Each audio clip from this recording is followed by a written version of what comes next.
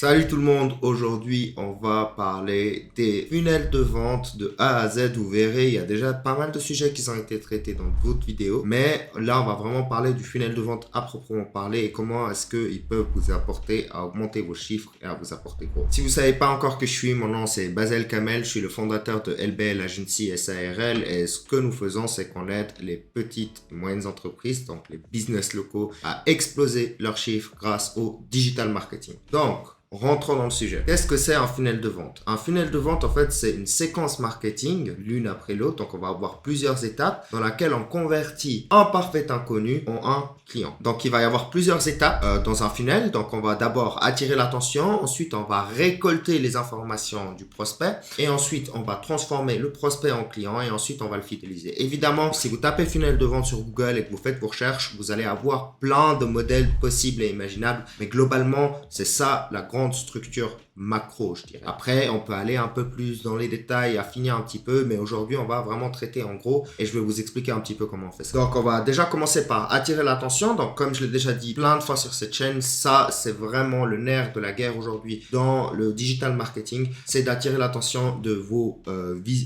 potentiels prospects, de vos potentiels clients, donc votre clientèle cible. Et comment est-ce qu'on va faire ça? Eh bien, on a deux moyens généralement. On a des moyens organiques et on a des moyens payant. Dans les moyens organiques, on a d'abord en fait le fait de construire sur les réseaux sociaux une audience. Donc vous savez que votre audience elle est intéressée par ce que vous faites parce que elle a cliqué et puis elle vous suit. Donc si elle vous suit, c'est probablement des potentiels clients. On va aussi pouvoir jouer sur le SEO. Donc ça aussi c'est vraiment important pour les business plutôt de type aspirine comme on les appelle en marketing. Alors c'est les business qui résolvent un problème. C'est vraiment important d'être référencé comme il faut dans les premières lignes de recherche Google parce que sinon vous êtes invisible. Et donc si vous êtes un petit business local, il y a aussi moyen en fait de faire quelque chose de physique, donc un concours ou un événement en fait chez vous qui fait que vous allez attirer l'attention chez vous et vous allez pouvoir en fait récolter les informations des gens qui viennent et ça on en reparle dans la deuxième étape. Et ensuite on va avoir les moyens payants. Donc les moyens payants, on va avoir les publicités sur les réseaux sociaux, donc sur Facebook Ads, TikTok Ads, etc.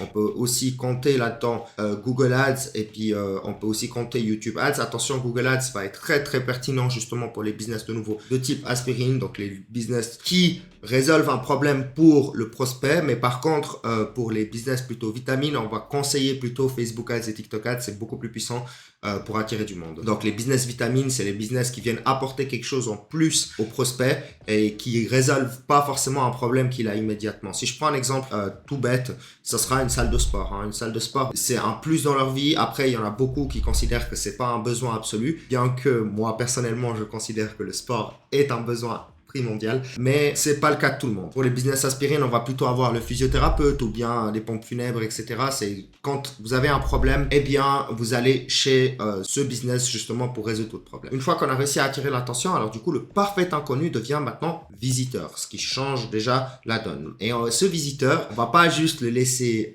circuler sans rien, on va essayer de récolter ces infos. Donc ça sera le deuxième point, récolter les informations. Et donc du coup, pour ça, il y a plusieurs moyens de le faire. Le moyen le plus traditionnel, ça va être de créer une landing page. Alors attention, il faut bien distinguer ce que c'est une landing page d'un site web. Un site web, c'est un site où vous présentez votre entreprise, votre activité. Les gens, ils peuvent cliquer dans plusieurs endroits, en savoir un petit peu plus sur vous, vous contacter, etc. Une landing page, on va faire en sorte que, en fait, la personne ait une seule chose à faire. On va la faire passer à l'action et on va pas essayer de la distraire. Donc, toute la copie et toute la structure du site va être pour cette action-là. Le but, ça va être de récolter l'email. Alors, si vous avez attiré l'attention de façon physique, par exemple, vous pouvez très bien récolter l'email en face à face, mais quand vous êtes dans le digital, eh bien, on va essayer de récolter l'email sur la landing page directement. Et comment on va faire ça? Eh bien, on va utiliser ce qu'on appelle un lead magnet. Donc, un lead magnet, c'est, comme le nom l'indique en anglais, c'est un aimant à prospect, en fait. Et comment est-ce qu'on va faire ça? Eh bien, c'est très simple. On va offrir quelque chose en échange de l'email. Donc, on va pas prendre l'email gratuitement. Les gens, ils ont très peu de raisons de vous donner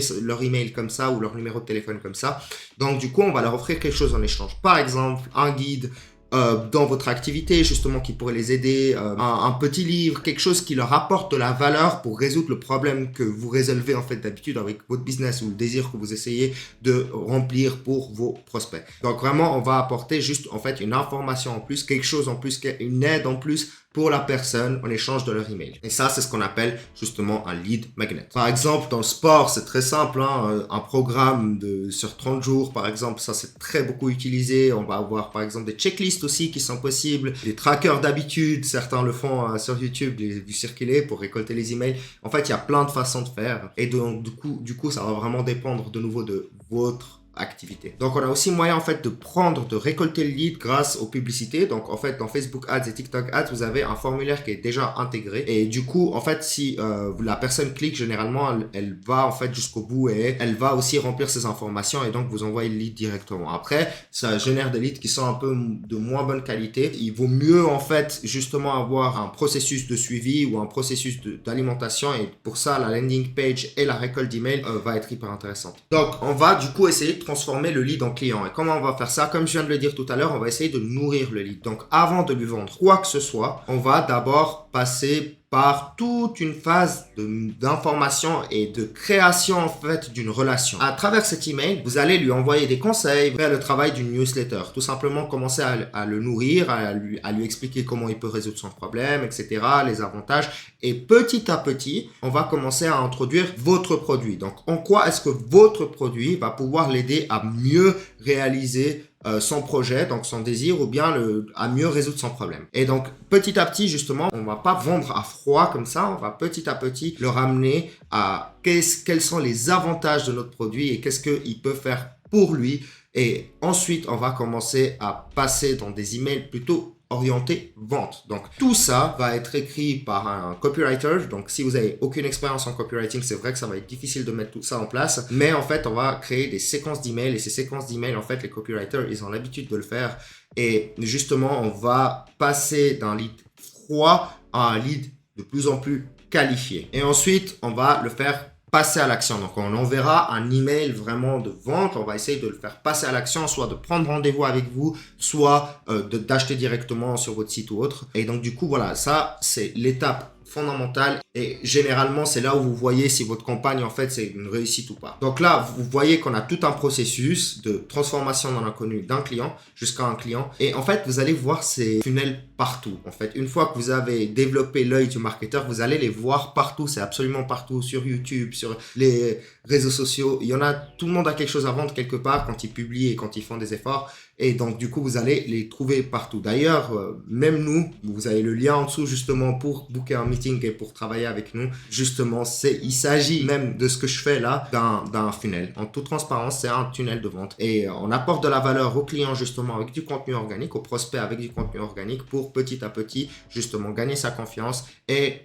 qu'ils voient justement de quoi on est capable et amène à travailler avec nous. Et donc, c'est exactement la même chose. Vous pouvez exactement faire la même chose pour votre business à vous. Ensuite, la dernière étape qui est vraiment, vraiment importante, mine de rien, c'est de fidéliser le client parce que 80% des chiffres d'affaires de la plupart des entreprises provient de clients fidèles et donc du coup, essayez de le fidéliser. Et une fois que vous avez son email, son numéro de téléphone, etc., c'est très facile. Vous le recontactez, vous lui donnez des conseils, vous lui faites des rabais de temps en temps, etc.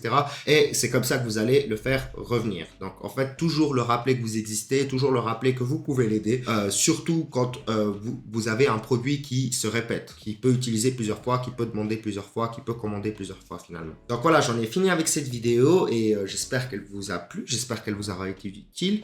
C'est vrai que c'est très général, mais encore une fois, on va petit à petit détailler en fait sur la chaîne chacune de ces étapes, comment est-ce qu'on les fait, comment est-ce qu'on les crée. Si ça vous intéresse, n'hésitez pas à vous abonner. Si vous avez quelque chose à redire, n'hésitez pas à lâcher un commentaire et puis un like aussi si vous avez apprécié la vidéo. Aussi, finalement, si vous voulez travailler avec nous, et comme je l'ai dit tout à l'heure, ceci est un tunnel de vente aussi, vous avez un lien en dessous justement pour vous réserver un rendez-vous avec moi, comme ça on peut discuter et comme ça on peut voir si je peux vous aider dans vos futurs projets marketing. Allez, à tout bientôt, c'était Basel.